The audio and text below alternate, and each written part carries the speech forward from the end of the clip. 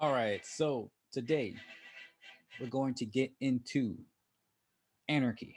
Once again, Friday Anarchy. Welcome to another episode of what's this? Becoming a Techno Wizard. That's what this is. Oh gosh, this is hilarious. I cracked myself up.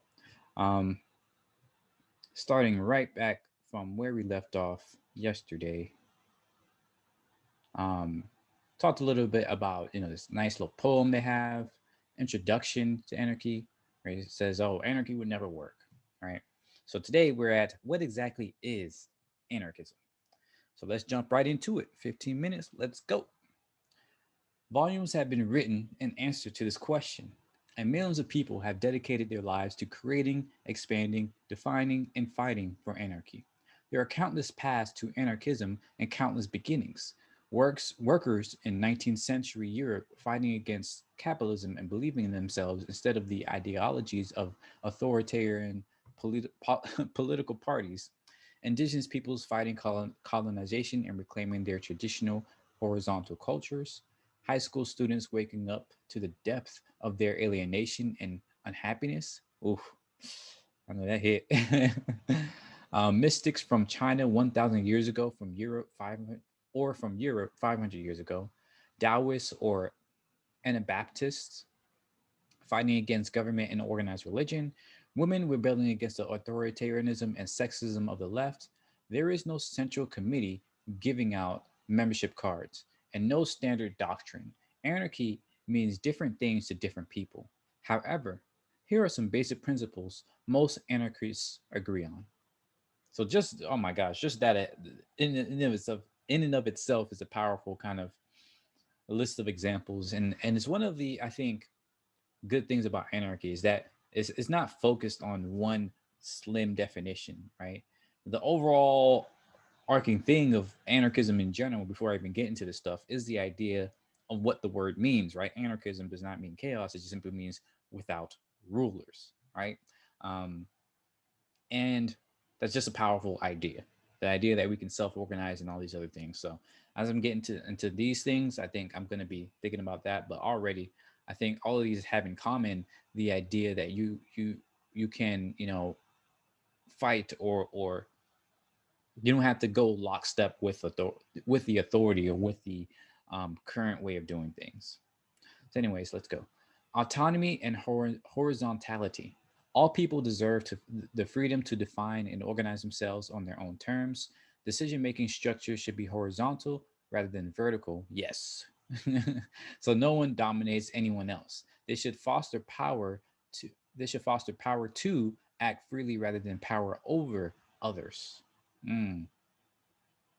Power to act freely rather than power over others. I think that's incredibly powerful. I've been thinking about that and saying that for a long time too. It's like any system in which you have other people who have power over you is inherently corruptible system, right? It's far more prone to corruption than a system where everybody simply has their own actions, right? Because you may think that if everybody can do their own thing, then wouldn't that be troublesome because people can do this, that, and the other? But if everybody has you know the power to do their own thing, right? But that does not come with the power over other people. That means other people also have the power to respond in kind. So if you or somebody else is doing something bad, if other people have the equal amount of power, right? They can they can be like, oh, don't do that, right? That's a bad thing. It's not like they have power over you, but you just have this interplay. You have this ability to communicate. You have this ability to be like, that's bad. I don't think we should do that. And if you're gonna do that, I'm not gonna be friends with you, right? I'm not gonna work with you. I'm not gonna whatever, right? So that social structure, the power of ostracization, right? Of just simply removing yourself is an incredibly powerful thing. It's an incredibly empowering thing, and that's been lost in today's structure where we can't even decide to just people all say, oh, if you don't like that job, just quit and find another one. That's the problem. I don't want to quit and find another job, right? I want to quit an entire system, right? And build my own system. But the system that we have today does not easily allow you to do that, and that's problematic, right? Because what if you don't agree with anybody's jobs, right? You think everybody's going wrong, right? There's nothing you can do. This oh, you're gonna create your own, but you can't. You have to pay the taxes. You have to do all this other stuff. Yeah, it's inherently a system where somebody else has power over you. And if we want to live a life of freedom, right, of independence and stuff like that, then we have to foster this autonomy, horizontality. So already, I really love this idea. Um, what was I? Oh yeah, power over others. So power to act freely rather than power over others. Anarchism, anarchism opposes all coercive hierarchies, including capitalism, the state, white supremacy, and patriarchy. I mean, nothing, enough said. Mutual aid. People should help one another voluntarily. Bonds of solidarity and generosity form a stronger social glue from the fear inspired by laws, borders, prisons, and armies. Mutual aid is neither a form of charity nor of zero sum exchange. Both giver and receiver are equal and interchangeable. Since neither holds power over the other, they increase their collective power by creating opportunities to work together. That's powerful right there. That actually goes into this idea because well, I told you I've been studying hunter gatherer cultures, right? And a lot of these cultures had cultures of gift giving, right? Where they had traditions of gift giving. They had either rituals or ceremonies, or every few seasons or even every few years, they would get together with their community or with other communities to exchange gifts, right? And that's basically the earliest forms of trade. And it's interesting that these forms of trade weren't exploitative. Again, it was a ceremony of gift giving. It was a ceremony of knowledge sharing and sharing the resources and things like that. It was inherently collaborative, cooperative culture between all humans, between all of these cultures. This is why large scale warfare was so rare before settlement, before agriculture, because people gave to each other. People have this idea of, instead of competing to see who can get the most, right?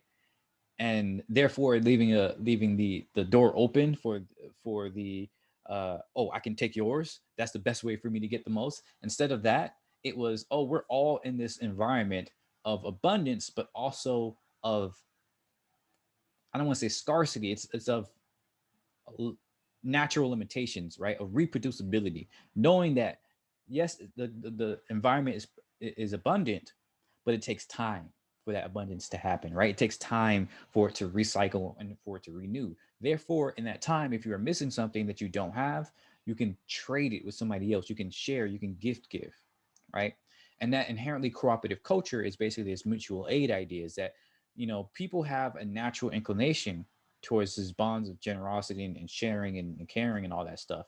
And an environment in which things are artificially scarce, right? And artificially due to hoarding of resources, right? It creates a push towards competitive nature.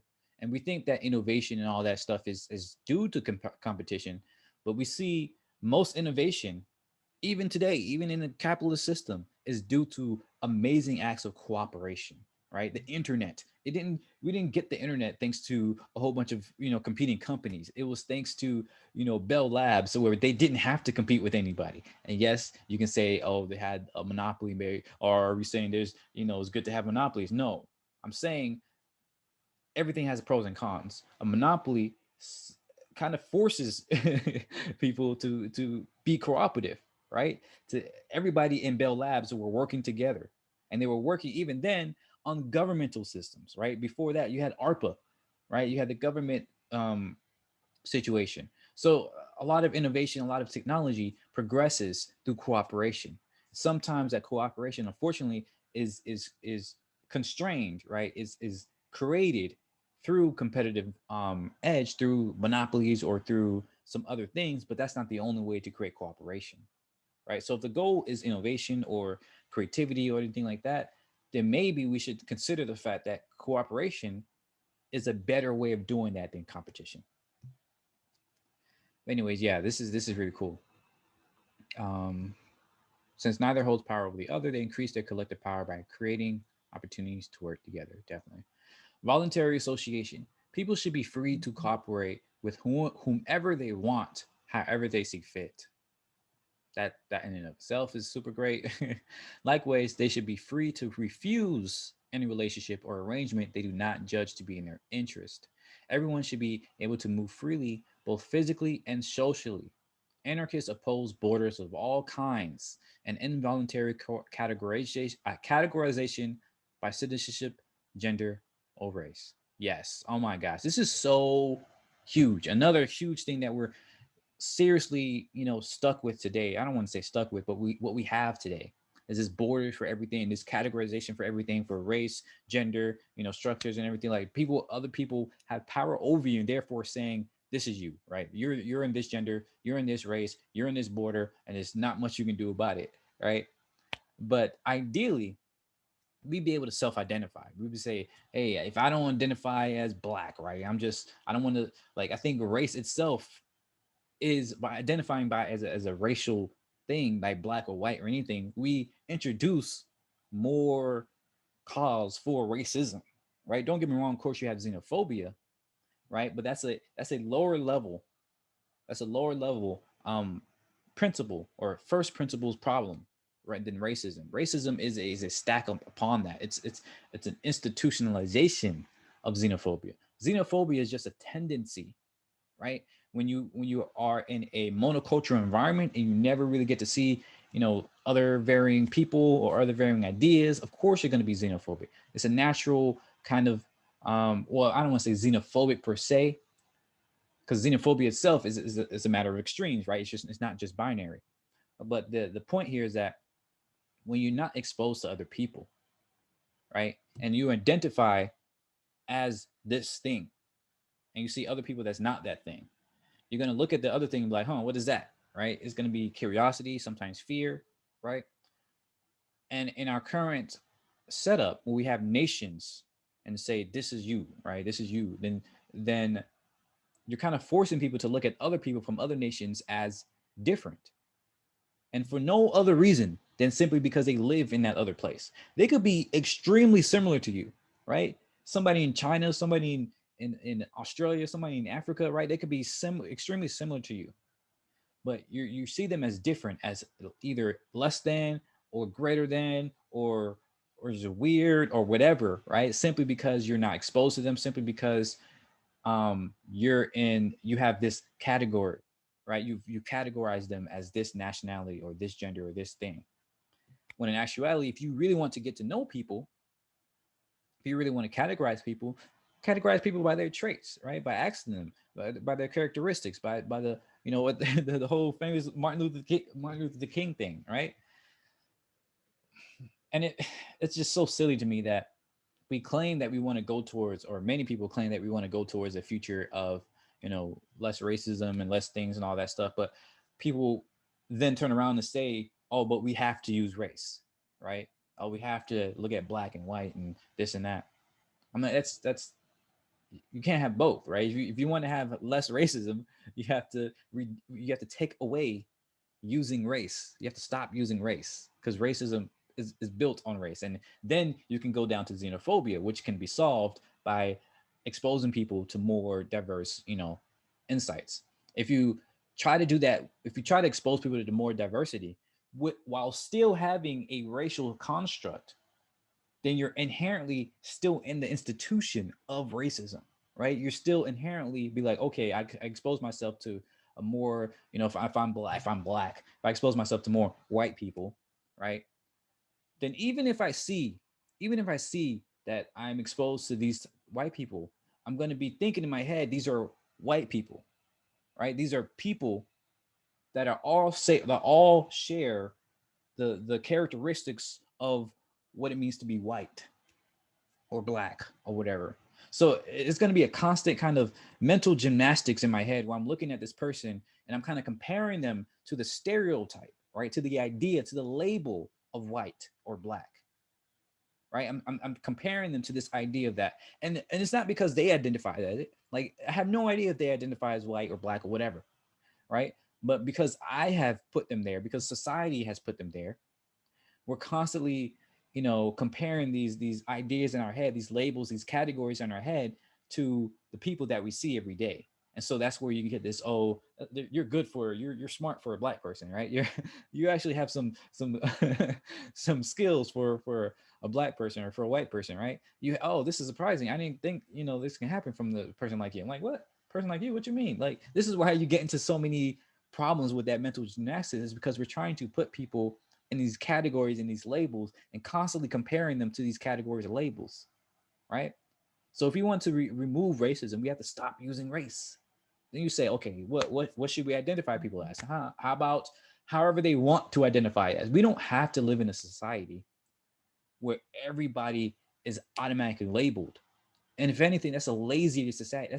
That's a de-evolution, right, of our intellect. Look, I've spent all this time talking. I want to finish this section at least. But yeah, this just really gets to me right here, because I hope so much that we can go towards a voluntary, identity kind of area, um, because involuntary identities and stuff like associations is just so prevalent, and and I think is one of the major sources, or at least catalysts of a lot of the problems in our society. I can go on about it, but yeah, that's really huge to me. But anyways, okay, direct action. It is more empowering and effective to accomplish goals directly than to rely on authorities or representatives. Free people do not request the changes they want to see in the world, they make those changes. Mm, this is huge too. I can go into this, but this is something I have to learn. I actually just saw there's a there's a document for this direct action, a kind of like a how-to guide on how to do direct action. And I think this is very underrated idea, and I have to play around with this some more. But as I understand it, this is saying, again, you don't. This is getting to like the problems of democracy and things like that, right? Where instead of just voting on things and waiting for somebody else to make those changes, you go and make those changes, right? Instead of sitting back and saying, "Oh yes, this like Twitter hack activists, stuff like that." Instead of saying, "Oh yeah, I wish we can do this," how about you go and do those things, right? And the problem is with our society is that we make this extremely difficult. We say, if you want to make a change, go vote, right? And so it's like you're saying like that's the epitome of action that most people can live up to, just going to vote, right? But if we really want to live in a society, once again, that's independent, that has some freedoms, and that's individualistic, even though individualism is a problem, and it's really about communal efforts. But if we really want to live in a society where we're free, then we have to live in a society where we can do direct action. Where if you say you want to make a difference in the world, you don't have to go and vote for some politician to do it, right? You can just go do it. You can just go create that organization. You can just, go plant some stuff. You can go, build some new tools and all this other stuff. And then you might get to, oh, but what if people do it wrong? What if people do it? This is the problem. This is where we get back into the autonomy part, the horizontality part, right? You could do direct action so long as it's your stuff, right? You don't have to use your direct action, or you shouldn't use your direct action to have power over somebody else, right? That becomes the problem when we say, oh, I'm going to make a decision, and you have to follow my decision. I'm like, no, I don't have to follow your decision. I can choose to if I want to, but I don't have to. I shouldn't have to. That's the problem. That's a lot of the problems with our society. Revolution. Revolution. Today's entrenched systems of repression cannot be reformed away. Those who hold power in hierarchical system are the ones who institute reforms, and they generally do so in ways that preserve or even amplify their power. Systems like capitalism and white supremacy are forms of warfare waged by elites. Anarchist revolution means fighting to overthrow those elites in order to create a free society.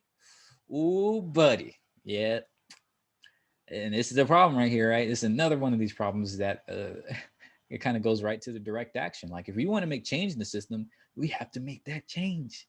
We can't be like, oh, let's vote on let's see the people in power who are enforcing those votes, right? Who are creating that law are in power. They have power over you. They have no reasons to to remove their power. It's just this right here just so It's one of those things that's so obvious, but it's so difficult, right, for a lot of people to really wrap their heads around for a number of reasons. Because once again, our society is kind of built like this because we've been indoctrinated since birth, since before, we have generational kind of problems with this, um, fear, misunderstanding of how much action you can do, and all that stuff. So yeah, definitely, definitely. This is one thing I want to do is like, what is the what does revolution look like? I think that's my problem. Like for me personally, I'm kind of a pacifist at heart. I don't like the ideas of violence. I'm just be honest with you, but I do appreciate and understand why people would say violence is the answer, because in a lot of ways, it's incredibly difficult to, for instance, if I want to, you know, live in this house without paying for anything, right? And create my own permaculture here, my own commune in this, neighborhood or whatever, what's going to happen, right? I'm going to have to face the cops and all this other stuff. So like, it's kind of like our system kind of encourages you that the only way that you're going to change is if you enact violence. And what's funny too is that America itself is founded on this, right? The whole American Revolution, like that's the whole point. Like this country didn't start from a whole bunch of peaceful people being like, oh, we're going to go over here and calmly start our own thing. No, they went to war. They went to war. So I'm just like, anybody who was American, who claims that you can't, who claims that in order to change the system you can't do revolution and you can't use violence or anything like that, you got to look at the systems of America, look at the foundations of America. Are you really an American if you don't think revolution is an adequate method of protest? And I don't consider myself as a patriot or anything like that. Again, I think nationalism is a mistake, but I'm just saying, like, don't be a hypocrite. Right? Like if you're American and you say, oh, you don't revolutionize, go and do reforms, are you American? Like that's the whole foundation of America.